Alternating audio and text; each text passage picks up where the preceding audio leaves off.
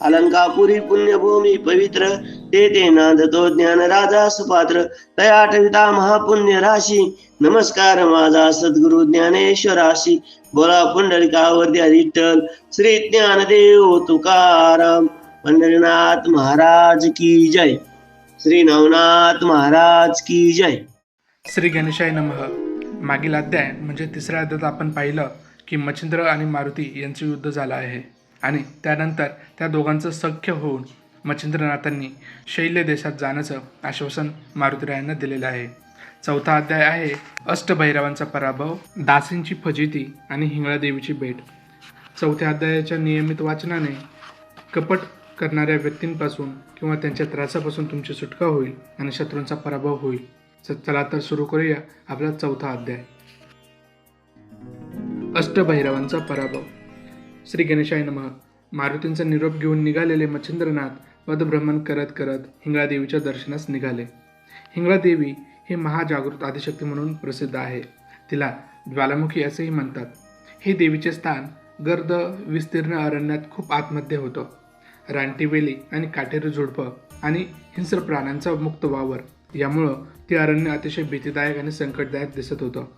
त्या निबिड वनात प्रवेश करून नाथजी पुढे चालतच राहिले. एके ठिकाणी झाडीमध्येच त्यांना एक खूप मोठं प्रवेशद्वार दिसले. त्याच्या रक्षणार्थ उभे असलेले अष्टभैरव हे बलदंड आणि महाभयंकर दिसत होते. ते प्रत्यक्ष युद्धामध्ये कुणालाही जिंकू शकतील असे सामर्थ्याचे होते. मच्छिंद्रनाथांना येताना पाहून त्यांनी त्यांची परीक्षा घेण्याचे ठरवले आणि संन्याशाच्या रूपात द्वाराजवळ गोळा झाले. मग ते जवळ येताच त्यांनी विचारले, आपण कोण, कुठून आलात? त्यांनी उत्तर दिले, मी मच्छिंद्रनाथ असून देवीचे दर्शन घेण्यासाठी आलो आहे. तुम्ही त्याच उद्देशाने आला आहात काय? तेव्हा ते म्हणाले, हे जती, आम्ही येथेच राहणारे असून आम्ही द्वारपाल म्हणून काम करतो. येथे येणाऱ्या प्रत्येकाला आपापल्या पाप पुण्याचा झाडा द्यावा लागतो, म्हणजेच पाप पुण्याचा हिशोब द्यावा लागतो.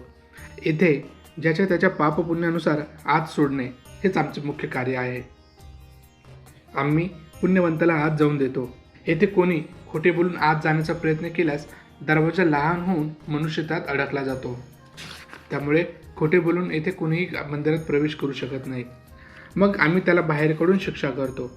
तेव्हा तुम्ही आपले बरे वाईट कर्म आम्हाला सांगा आणि मगच पुढे जा. भैरवांचे हे भाषण ऐकून मच्छिंद्रनाथ म्हणाले, द्वारपालांनो, मी पाप पुण्य हा भेदच जाणत नाही. आजपर्यंत माझ्याकडून जी काही बरी वाईट कर्म घडली असतील ती सर्व एका परमेश्वराकरताच घडली आहेत, म्हणून त्यांच्याशी माझा काहीही संबंध नाही. मग कुठले पाप कुठले पुण्य? आजपर्यंत नीतीला सोडून काही केल्याचं मला आठवतही नाही, तेव्हा मला जाऊ द्या. ते ऐकून मात्र भैरव रागवले. ते म्हणाले, अहो, हे तुम्ही काय बोलत आहात? देहधारी जीव कर्म केल्याशिवाय राहूच शकत नाही. मग त्याच्या हातून काहीतरी पाप पुण्य घडणारच. म्हणून व्यर्थ चर्चा करण्यापेक्षा तुमच्याकडून जे काही सत्कर्म व दुष्कर्म घडले असेल ते तुम्ही सांगा. आणि तुम्हाला आधी सांगितल्याप्रमाणे जर तुम्ही खोटे बोललात तर दरवाजात तुम्ही अडकले जाल. तुम्ही जर आमच्याशी खोटे बोललात आणि उडवाउडवीची उत्तर दिली तर मात्र आम्ही तुमची गाय करणार नाही. तुम्ही आमच्या दंडास पात्र व्हाल. ते ऐकून आतापर्यंत शांतपणे व्यवहार करणाऱ्या नाथांच्या तळपायांची आग मस्तकात गेली. द्वारपालांकडे तिरस्काराने पाहून ते म्हणाले, अरे चिलटांनो, सर्व जगाला दंड करणाऱ्या यमाप्रमाणे हा जती तुमच्यासमोर उभा असताना तुम्ही मलाच दंड करण्याची भाषा करता काय?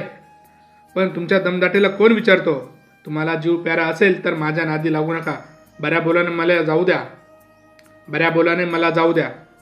ते ऐकून भैरव खवळले आणि आता नाथांना धडा शिकवला पाहिजे असा निश्चय करून त्यांनी आपापली शस्त्रे उगारून त्यांचा निपात करण्यासाठी पुढे सरसावले. तेव्हा प्रसंगाचे गांभीर्य जाणून नाथांनी चिमूटभर विभूती श्री गुरु दत्तात्रयांचा जय जयकार करून आपल्या अंगाला फासली. थोडीशी मंत्र भारून विभूती दाही दिशांना फेकून त्या भारून टाकल्या व थोडीशी विभूती सर्व देवतांना संरक्षणासाठी आवाहन करून व त्यानंतर वज्रपंजराचा प्रयोग करून आपल्या भाळी लावली. त्यामुळे त्यांचं शरीर वज्रासारखं अत्यंत कठीण झालं. तेव्हा आपले आव्हान स्वीकारून नाथही युद्धाला सज्ज झाले. हे पाहून भैरवांनी त्यांच्यावर आपापल्या अस्त्रांचा भयंकर मारा केला. पण नाथांपुढं ही सर्व अस्त्रे कुचकामी ठरली. त्या अपयशाने भैरवांचा तो समुदाय भयंकर पिसाळला.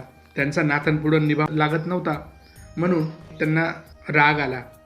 त्यांनी एकाच वेळी वातास्त्र, कामास्त्र, इंद्रास्त्र, सर्पास्त्र, ब्रह्मास्त्र, रुद्रास्त्र, दानवास्त्र अशी एकापेक्षा एक भयंकर विनाशकारी अस्त्र सोडली. त्या 8ही अस्त्रांच्या एकत्रित बळाने आणि तेजाने पृथ्वीवर प्रलय होतो की काय असं वाटू लागले.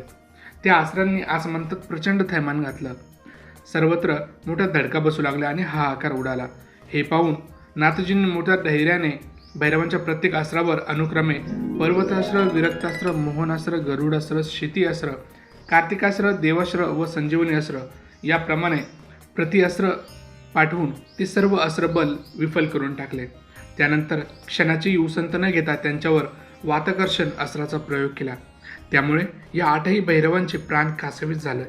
त्यांच्या देहाचे चलनवलन थांबले आणि बघता बघता ते निश्चेष्ट पडले. त्यांची हालचाल बंद व्हायला लागली. या अस्त्रयुद्धात इंद्रशक्ती प्रकट झाली. त्यावेळी जो भीषण नाद झाला तो जगदंबेनेही ऐकला व हा काय प्रकार आहे ते पाहण्यासाठी आपल्या दासींना पाठवले.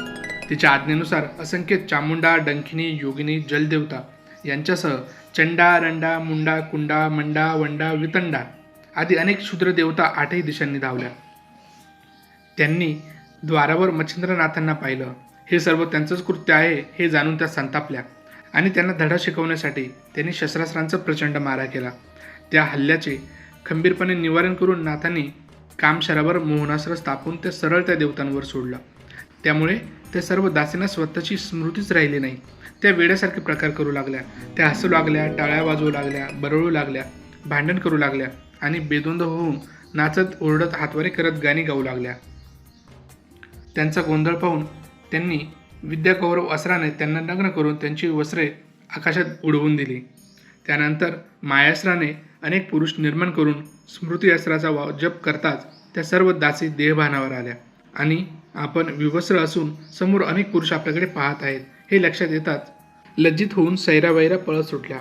पळताना मार्गामध्ये रक्ताच्या थारोळ्यात अडथमेल्या अवस्थेत पडलेल्या अष्टभैरवांना पाहून त्यांना मोठा धक्काच बसला.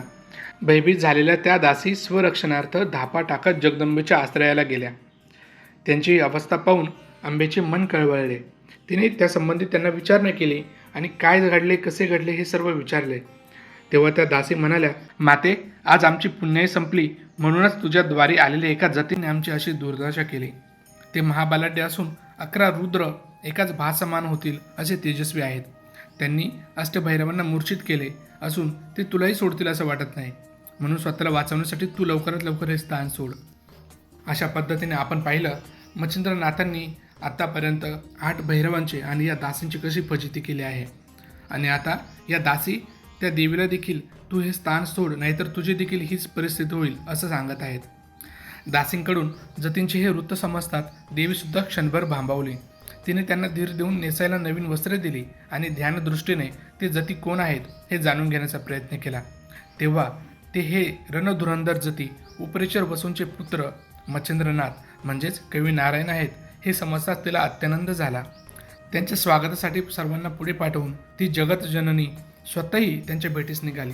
तिने त्यांना दर्शन दिले आणि वात्सल्याने जवळ घेतले. तेही तिच्या चरणी नतमस्तक झाले. तेव्हा तिने त्यांना स्वतःच्या मांडीवर बसवले व त्यांच्या अतुल पराक्रमाचे कौतुक केले. तसेच अष्टभैरवांना सावध करा असे देखील सांगितले. तिच्या शब्दांना मान देऊन त्यांनी वाताकर्षण अस्त्र आवरून घेतला म्हणजेच मागे घेतले. त्यामुळे ते 8ही भैरव भानावर आले. सावध होताच ते मातेपाशी आले आणि नाथांना तिच्या मांडीवर बसलेले पाहून त्यांनी दोघांनाही वंदन केले. भैरवांनी त्यांच्या सामर्थ्याची प्रशंसा केली आणि देवीला नाग अश्वत्थाची हकीकत सांगून नाथजींची परीक्षा पाहिल्याचे सांगितले. ते ऐकून देवीच्या मनातही त्यांच्या विद्येचा चमत्कार पाहण्याची उत्सुकता निर्माण झाली. ती म्हणाली, मच्छिंद्र, मला तुमची योग सामर्थ्य पाहायचे आहे आणि म्हणूनच आपल्या समोरचा हा पर्वत आकाशात उडवून पुन्हा जागच्या जागी ठेवा. तेव्हा त्यांनी हातात भस्म घेऊन शेषनागास आवाहन करून वायू अस्त्राचाही जप केला आणि दोन्ही शक्तींनी भारलेली ती दिव्य विभूती त्या पर्वताच्या दिशेने फेकली. तर काय आश्चर्य, तो प्रचंड पर्वत एखाद्या रथाप्रमाणे आकाशात संचार करू लागला. तेव्हा देवीच्या मनात आपल्या शक्तीने तो पर्वत ढासळवून नाथांची थोडी फजिती करावी असा विचार आला. तिने मनोमन तसा प्रयत्नही केला, पण शेषाचा भक्कम आधार असल्यामुळं तो पर्वत जराही हलला नाही. नाथजींनी तो पुन्हा जागच्या जागी ठेवला. तेव्हा तिने त्यांचे खूप कौतुक केले आणि म्हणाली, आज तुमच्या सद्विद्येचे वैभव पाहून मला धन्यता वाटली. वायू आणि पर्वत यांच्यात परस्पर विरोध असूनही तुम्ही त्यांना वश करून मित्र केलेत, त्याबद्दल तुमचे कौतुक करावे तेवढे थोडेच आहेत. त्यानंतर देवीने त्यांना आपल्या मंदिरात नेले, त्यांचे उत्तम आदरातिथ्य केलं आणि प्रसन्न होऊन स्पर्शास्त्र आणि भिन्नास्त्र अशी 2 अस्त्र प्रसाद म्हणून दिले. ते हिंगळा देवी समवेत 2 दिवस राहिले. मग तिचा निरोप घेऊन पुढील तीर्थयात्रेस निघाले. अशा पद्धतीने अध्याय 4 येथे समाप्त होत आहे. या अध्यायात आपण पाहिलं, मच्छिंद्रनाथ हिंगळा देवीच्या दर्शनास गेल्यावर तिथे असलेल्या द्वारपालांनी मच्छिंद्रनाथांची परीक्षा घेण्याचे ठरवले. मात्र झालं उलटच, त्यांचीच परिस्थिती बिकट होऊन गेली आणि नंतर आलेल्या दासींनी देखील महाराजांची नाथांची परीक्षा घेण्याचं ठरवलं आणि त्यांची देखील फजिती झाली. आणि शेवट मच्छिंद्रनाथांची देवीसोबत, हिंगळा देवीच्या देवीसोबत भेट झालेला आहे. पुढील अध्यायामध्ये पाहूया 12 मल्हार वनात झालेला प्रसंग.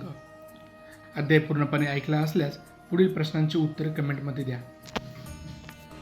प्रश्न पहिला, या अध्यायात सांगितल्याप्रमाणे हिंगळा देवीच्या मंदिरावर किती द्वारपाल होते? याचं उत्तर कमेंटमध्ये द्यायचं आहे. श्री स्वामी समर्थ. अलख निरंजन. नमो आदेश. नवनाथ महाराज की जय.